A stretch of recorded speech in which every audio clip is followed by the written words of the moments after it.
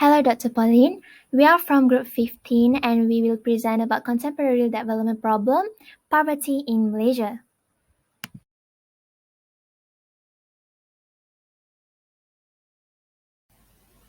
Hi, my name is Nursafrina binti Sebli, matrix number 76392, and for this presentation, I'm going to present the introduction. Over the course of many countries, poverty has been a very serious problem that has plagued a great number of countries and impeded their economic development and advancement. Poverty refers to the state or condition in which people or communities lack the financial resources and essential for minimum standard of living. Besides, in Malaysia's poverty line, it's called Poverty Line Index (PLI), which is a measurement of absolute poverty. The PLI is based on the gross monthly household income required to meet basic needs, including food and non-food items such as clothing, rent, and transportation. The first decade after Malaysia gained its independence was marked by severe poverty in the country, with poverty rates reaching an all-time high of 49.7% in 1970.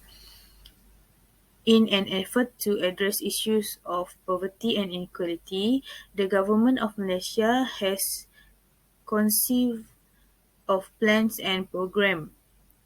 The new economic policy is the most prominent of these, NEP. However, poverty remains a concern despite progress and the rise of a rich urban middle class.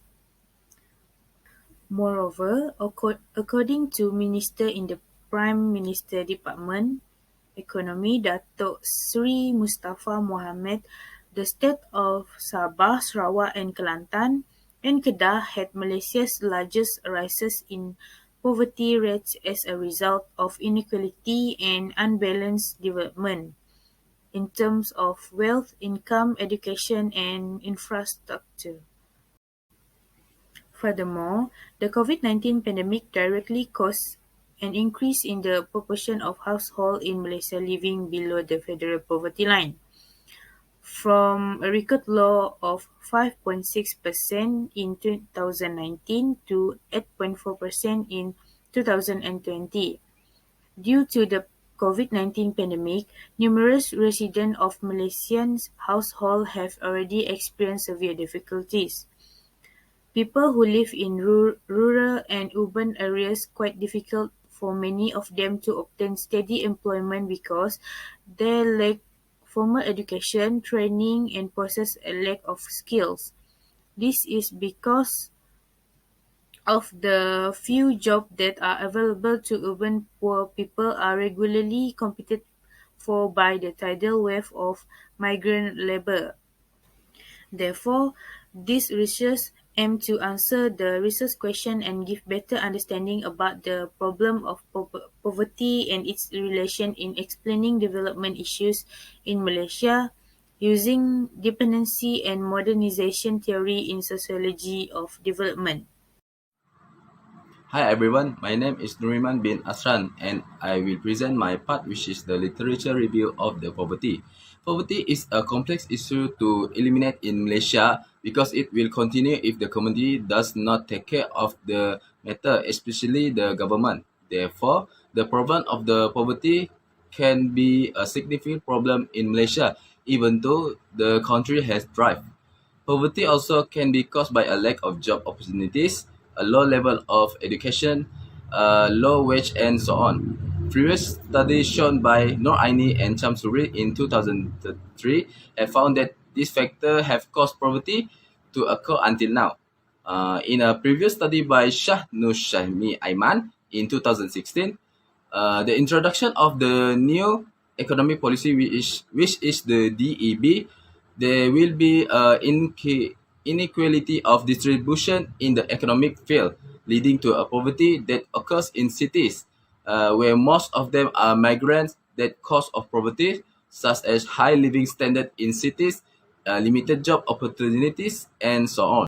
According to Nick Hashim in 1996, poverty also can refer of source of income, capital asset, low job benefits, and lack of basic needs such as shelter, food, and clothes, which is the cause of poverty. He also thinks that more several of phenomena such as starvation and hunger, which also increase faced by the poor. This also because they cannot afford necessities due to the certain factors such as the poor does not have a job and a low income in their life. Therefore, our group used two theories which are dependency theories and modernization theories. In methodology part, we use the secondary data, which is the secondary data collection process is fast and time consuming because with the latest technology, researcher can obtain the data they want to get online. The study also began with an analysis of written materials that have been published, such as books, journal, newspaper, magazine, and source from the internet, which are officially websites such as the online messenger website, Google Scholar to obtain information. Researcher also can get more extensive information by taking advantage of the internet. It is because the unlimited information source make it easier to carry out research smoothly. Hello, my name is Nurin Farisha binti Ramli. My metric number is 76378 and I will talk about the perspective of dependency theory on poverty. In this world, everyone needs to depend on each other. This includes the rich needing to depend on the poor and the poor needing to depend on the rich. But why is there still a gap between the rich and the poor? This is where the dependency theory explains. Resource-rich impoverished countries give advanced ones a hand at the expense of underdeveloped ones. This is the reason why there are rich countries that exploit poor countries. According to Thomson 2019, this theory provides us with dependency, which according to the theory, wealthy nations benefited financially by exploiting less developed nations. The development of dependency theory came from two distinct angles, which is a rejection of bourgeoisie sociology and classic Marxism. Next is the perspective of modernization theory on poverty. According to the University of Minnesota Libraries 2010, in the book titled Sociology, Understanding and Changing the Social World in Chapter 9.3, which is explaining global stratification in the modernization theory, this theory provides us to argue that the correct culture or necessary belief or value or practices are what enable trade, industrialization, and rapid economic growth. As a result, wealthy nations are wealthy because they were able to develop these elements of culture early on. It is believed by proponents of modernization theory that because other countries in the world never acquired the necessary principles and practices, they are still poor today and have never experienced economic prosperity. Instead, they kept their old ways of thinking and doing.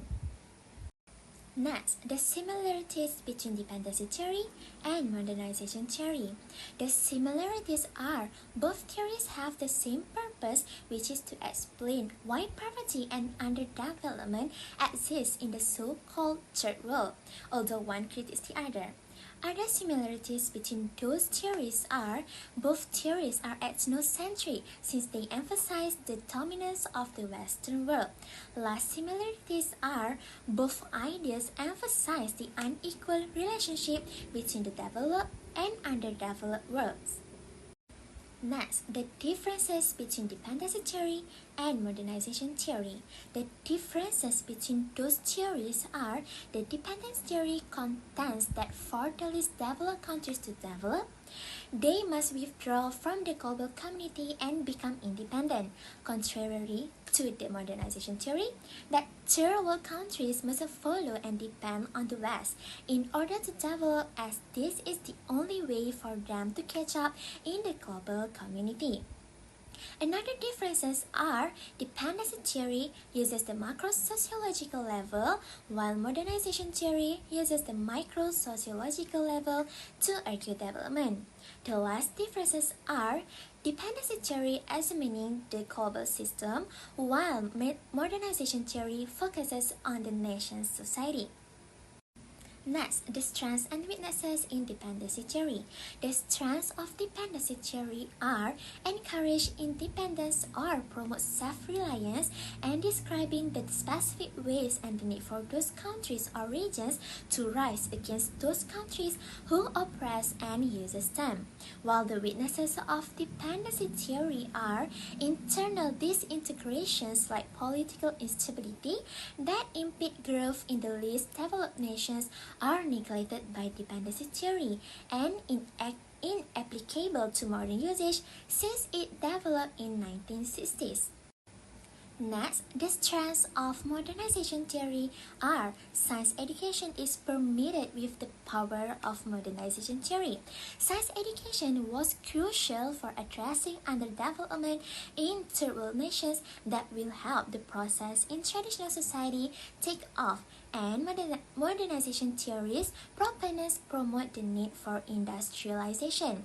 Traditional cultures must think about how to advance toward industrial states if they want to develop, while the weaknesses of modernization theory are the lack of clarity in the labeling of various societies as traditional or modern, because there are several communities that have undergone diverse forms of modernization, including caste societies and tribal societies. Another weakness is the modernization theory also urged the abolition of traditional values as a solution to underdevelopment. To abolish tradition in a specific civilization is to put an end to its inhabitants' existence. Hi, my name is Nurul Azlin, binti Anuar. My matric number is 76440. Today I will present about what are the merit and demerit of each perspective. The importance of dependency is produced by important production factors such as technology and capital, as well as limited development options. This dependency theory combines elements of neo-Marxism with Keynes economic theory. From Keynes economic approach, dependency theory includes three main points. The first is the development to external sector in order to meet demand in terms of the domestic market. The second is to recognize that the industrial sector is an important matter for achieving a better level of national development. But last but not least is increasing employee income is the event that will generate more national market demand. In addition, according to dependency theory, it is a pattern of dependency from other nations that initiate with each other to obtain its own interests or involve a set of more complex relationships to combine less development and less homogeneous society into the global division of labor. The merit of this dependency theory can be seen as a challenge to the catalyst of community and country life. This is because all countries have gone through a series of political and economic development stages that basically affect development countries. According to W. Roasted 1960, most countries are still stuck in early stage, but the spread of modernization tendency has ensured that late immigrants will over time catch up with the standard of wealth. In addition, the dependency perspective has a harmful effect on colonialism and the international division of labor. This is because as long as there is unequal exchange relationship, this will cause extravagance, hypertrophy, technical dependency, underdevelopment, development, and so on into three world countries. This will cause many dependency researchers to propose a radical strategy of social revolution to eradicate this dependency. According According to the modernization theory, modernization is the process that a country goes through when its transition from a national society to a modern society. This is because a modern country required to progress through evolution in science and technology that will lead to an increase in the standard of living for all communities. This modernization theory have a two of theory, such as evolution theory and financial theory have a strength or merit. This is because in both theory there is effort to eliminate the modernization of the country in order for the two more advanced. According to Comte 1964, through the theory of classifications or evolution, it has been explained that social change is one direction. Human society always moves in the direction from primitive state to an advanced state by representative of progress and civilization in life. This theory of modernization also encourages a country to move along with other development countries, especially by implementing progress. This can work with the global leaders to encourage globalization. Modernization of this technology system has caused society to be able to communicate and cooperate globally. The demerit for the modernization theory is seen through the variable pattern of relationship in society. This is because in traditional society, people are more inclined to associate with a member in the same social circle only. The technological revolution may have led to drastic change in the way of life, especially in the traditional survival and growth system. In other words, this has caused a tendency to maintain the status quo, which often contradicts the idea of the new generation, which lead to social conflict. These two theories have caused society to shift the progress and sensitivity and new revolution in life. Through this poverty problem, it can be identified from the modernization theory, which causes to have the optimal calculations of modernity to get out the old life to a new life. The government needs to take appropriate a step in order to relieve the problem of living poverty that has been experienced by the community in Malaysia. In addition, the factor of lack of job opportunity is always a big problem for the country because the income for an entire family is less and can be described as extreme poverty. According to Tertullian dos Santos, development of dependency theory can have a positive effect of interdependency on each other to move toward progress. According to Harder and Epsidomer, that poverty in third world country is caused by problem becoming capitals and the problem of backwardness, which causes economic growth to decline. With the both theory, this clearly shows that the government can take the initiative in reducing the problem of poverty by asking for help and assistance from foreign countries in order to be able to stabilize the national economy and be able to increase the national income. In conclusion, dependency and modernization theory plays a significant part in elucidating and tying together in greater depth the issue of poverty and the perspective the theory takes on it with regards on how the issue should be addressed. However, in order to break the cycle of intergenerational poverty, the programs and the policies that are implemented need to be sustainable, and they must also have an exit strategy. Therefore, each and every person in Malaysia must to be provided with a level of life that is both decent and dignified, and the eradication of poverty ought to functions as one of the most fundamental human rights. That's all from us. Thank you very much.